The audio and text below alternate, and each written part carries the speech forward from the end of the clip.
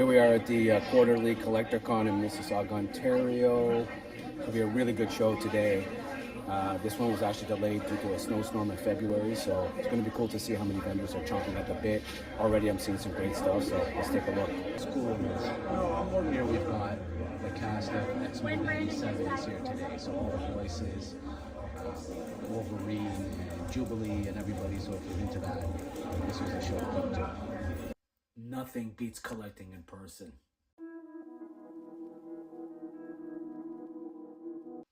Hello and welcome back to another episode of Fumbling Through the Galaxy with your host, Severus Snape. So as you saw in the intro, I recently went to the Mississauga, Ontario Collector Con. So what's really fun about the Ontario Collector Con is it's a quarterly and sometimes more frequent con that's up here in Toronto, Canada, outside the GTA, the Greater Toronto area. And, you know, they have been slowly but surely expanding all over the GTA. So they've done, you know, Burlington, Oakville, Toronto.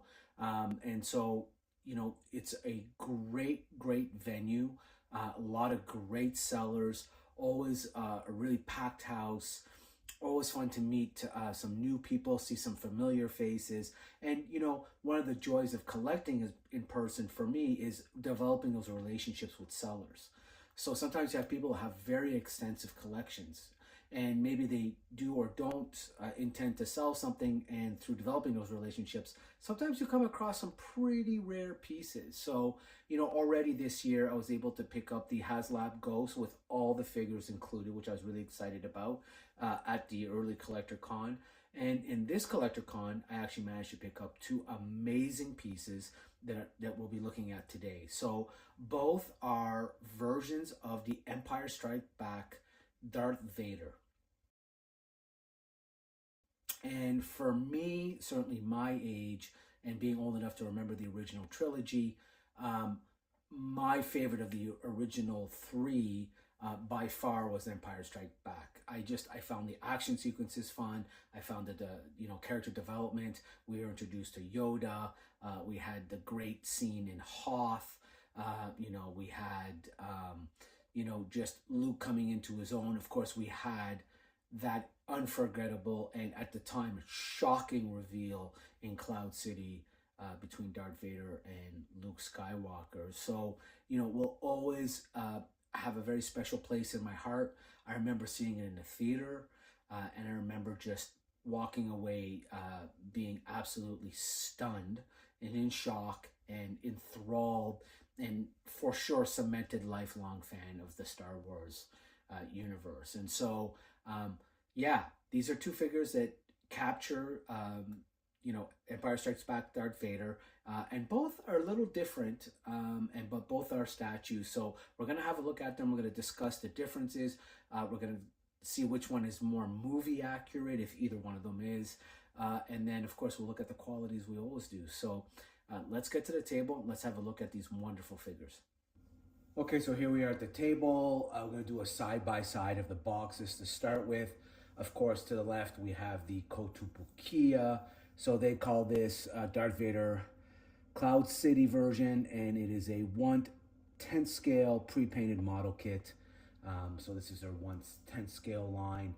And then on the right, of course, we have the Gentle Giant Darth Vader from Empire Strikes Back, and theirs is called the Darth Vader Dagobah and Collector's Gallery 1/8 scale statue.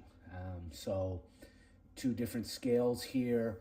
Of course, front of the box, we could see that, you know, this is obviously from the cave scene at Dagobah, and this is, of course, Vader with the hands from the hips, as we're introduced to him in the Cloud City sequence in Empire Strikes Back.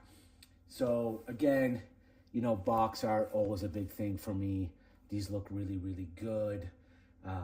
We can see that the Gentle Giant version, of course, comes with a little terrain detail. It looks like one of the lizards as well as a snake, so we'll have a closer look at that.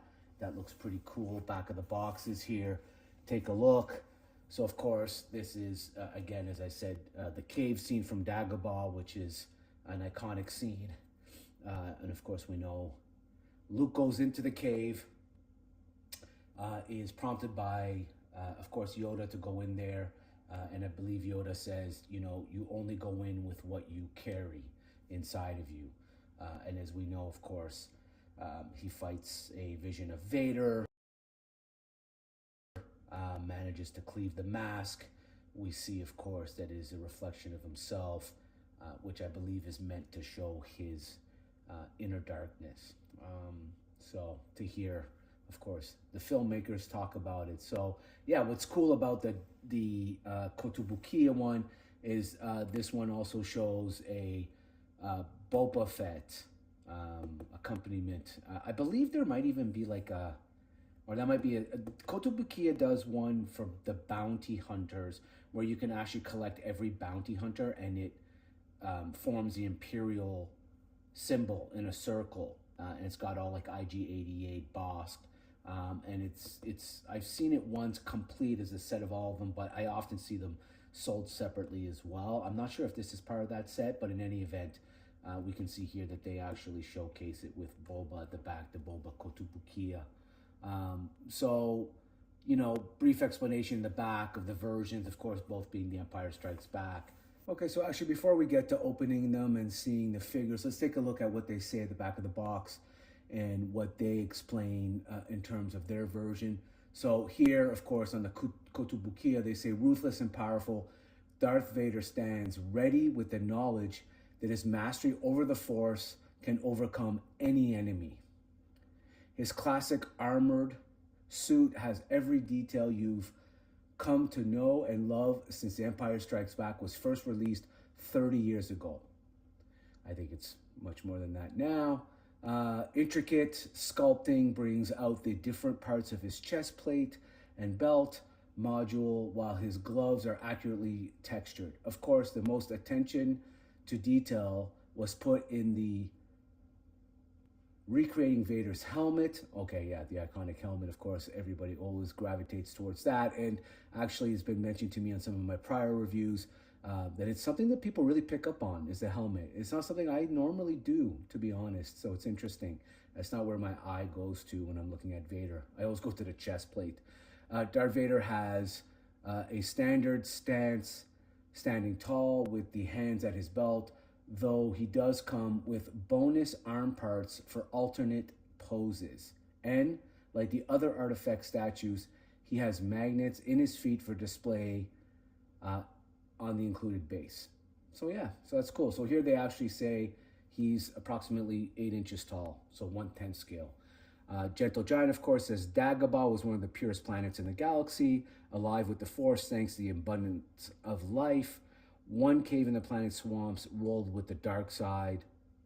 During the Clone Wars, the spirit of Qui-Gon Jinn, Qui-Gon Jinn led Yoda to this cave, where Yoda had a vision of Darth Sidious's triumph over the Jedi. Years later, of course, actually that's a great scene in Clone Wars, by the way. Years later, Luke Skywalker faced his own test in the cave, fighting a saber duel with a spectral Darth Vader whose helmet concealed Luke's own face. So yeah, this one is a 1/8 scale. So here they don't really give you the height, but we'll see in a moment. So yeah, you know, accurate explanations, pretty much summarized the little preamble I made. So yeah, let's have a look at these statues. So here's the Vader Dagobah out of box. So we could see here, you know, again, it's from the cave scene. So as I said earlier, there is a snake and a lizard at the base of his feet. You know, great texturing in the suit. Really great helmet design, spot on, really great texture, of course, at the base. The cape is obviously, you know, solid. But again, you know, these sculpts, I mean, you could say even the creases and folds where it hits the stone here, you know, no detail is really left untouched by the team over at Gentle Giant. As always, they're really nailing it. I love the fact that, you know, the hands, the gloves are accurate. I do love that the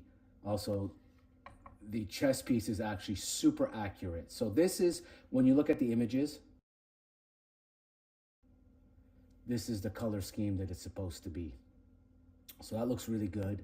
And so it'll be interesting to see if Kotobukiya also nails that color scheme, or if they do something different. But this is definitely accurate. So, again, just to go over Dagobah for a quick second, we know that that's where Yoda went into exile after the Clone Wars and his defeat at the hands of Darth Sidious. We know that it was a force-rich planet that also had a dark side component. Of course, it's been theorized that that's how Yoda was able to evade detection from Vader all those years from being discovered, because the planet pretty much masked the dark side was able to balance and match his light side, therefore masking him to discovery. We know that Obi-Wan sends Luke off to discover Yoda, to start his Jedi training. Ben, you will go to the Dagobah system. Of course, as alluded to when we were reading the back of the box, we also got a Dagobah scene in the Clone Wars, where Yoda goes at the behest of Qui-Gon Jinn's Force Ghost, that tells him to go there and explains to him about the living Force. And so, yeah, it's a really great scene. It's, at that time, seeing Yoda. Luke, you must complete the training. And getting into a bit of the mythos of the Jedi was so exciting, was new. I mean, that's the beauty of The Empire Strikes Back, right? The Empire Strikes Back gave us, things that we'd never seen on screen before. We got the AT-AT.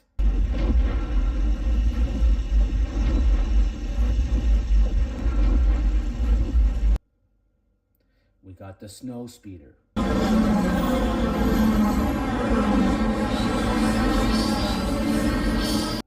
We got the Wampa. We got that great scene, of course, where Han rescues Luke, and they have to, go inside the belly of the Tauntaun. So these are all really iconic things that we're introduced to. Of course, eventually we are introduced also to Han and Carbonite, but we'll get to that in a moment when we're looking at the Kotobukiya one, which I think is more appropriate for the Cloud City and what happens there. So, okay, that is a Vader from Dagobah. So, Gentle Giant, 1/8 scale. Let's have a look at the Kotobukiya Cloud City version. Okay, so here we are with the Cloud City version of Vader. Out of box was a really simple snap-on fit of the arms into the torso, the chest piece, and the helmet. Once again, as with all things Kotobukiya, they absolutely nailed it. The texture, as they even talked about on the box cover, is absolutely there. The gloves are dead on. Belt, saber hilt, chest piece, shoulder armor, helmet. Everything is absolutely spot on, as you would come to expect with the Kotobukiya stuff. It's got this great magnetic base that comes with it, so you really don't have to worry about Vader kind of falling over if you're displaying him. And this brings us to kind of Vader from Cloud City. So, Cloud City. Cloud City, we know, is one of the most iconic sequences in all of Star Wars. It's where we first meet Lando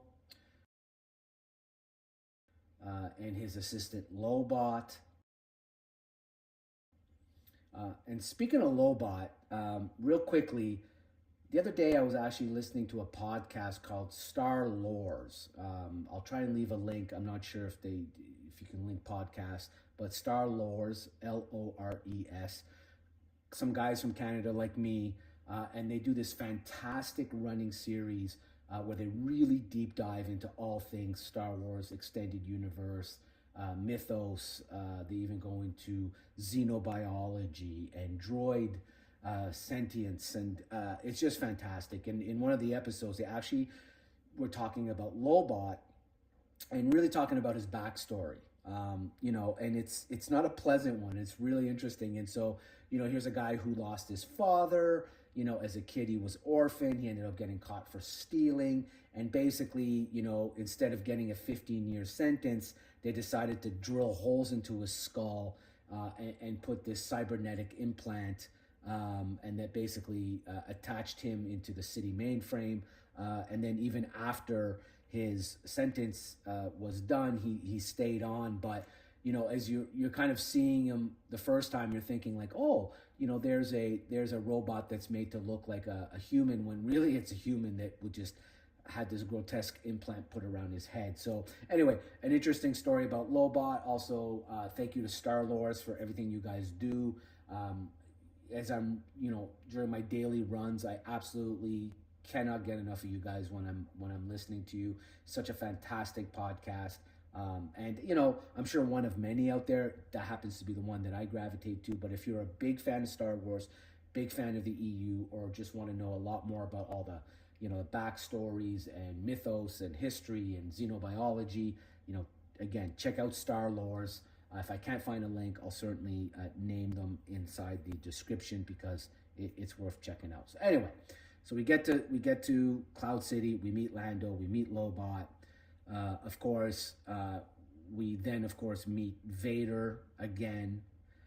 And then we see a scene that really hints to the power of Vader, when he incredibly stops the blaster bolt, and you really get a sense of how powerful the Force is.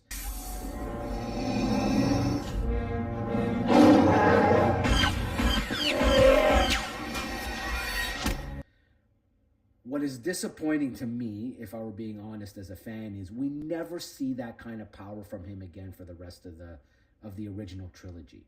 You know, they hint at this immense, incredible power, but we never really did see it displayed again. And for me, even as a kid, I remember thinking that by Return of the Jedi, I think my expectations were very high that we would see a lot more Force use from Vader, and we simply didn't. So, you know, we did years later, obviously, in the animated series, and then, of course, in Obi-Wan, we kind of get an overly supercharged Vader doing things that are just, you know, incredibly insane, and kind of take away from the original trilogy, in my opinion, because, you know, again, it's you simply overpower-charged in the Obi-Wan show. Nonetheless, what a great scene. Stops a blaster bolt. We, of course, also on Cloud City get the Han in Carbonite.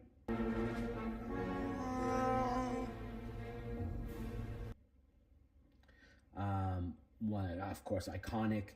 And then we have possibly the greatest reveal in film history ever. That moment where that interaction between Vader and Luke Skywalker, when truths are told and realizations happen. And it's just one of those things that I remember being an absolute shock about when I was a child and walking out of that theater with my head spinning. It's not true. That's impossible. Now, what's interesting is I believe in Netherlands, or wherever they spoke Dutch, they, on the other hand, probably didn't, unless it was translated differently, they probably didn't get such a big surprise twist to them, because Darth Vader, in that language, of course, is Dark Father. So I hope that's not what they were calling him there, because then there really wasn't much of a twist for them. Anyways. Okay, so here's a side-by-side of the Kotobukiya and the Gentle Giant Vader. You know, as mentioned, you know, both of them really absolutely nailed the suit, nailed all the accessories, gloves, belts, sabers, you know, chest pieces, chest plate, the breathing apparatus, all the electronics, like the colors are dead on. Everything is absolutely movie accurate, which you don't expect any less from these two makers. So, you know, Gentle Giant never misses, in my opinion, when they do something, or rarely misses, and it's the same with Kotobukiya. It's very, very, very rare that they miss. I certainly can only name a couple of times where I thought they didn't nail it, and even then it was just being probably finicky and fussy at my end. But so here you go, you've got your 1/10 scale Kotobukiya on the right, your 1/8 scale Gentle Giant on the left, Dagobah, Cloud City, you know, couple of iconic sequences from Empire Strikes Back. So there was my review. I hope you enjoyed it. Hope you get an idea of what the differences are between these two, and I hope you see that either one of them would be a great addition to any collection. I will leave you with asking you, what is your favorite of the original trilogies? What are your favorite characters from Empire Strikes Back? What are your favorite moments? And as always, please like, subscribe, share, and until the next one, may the Force be with you always.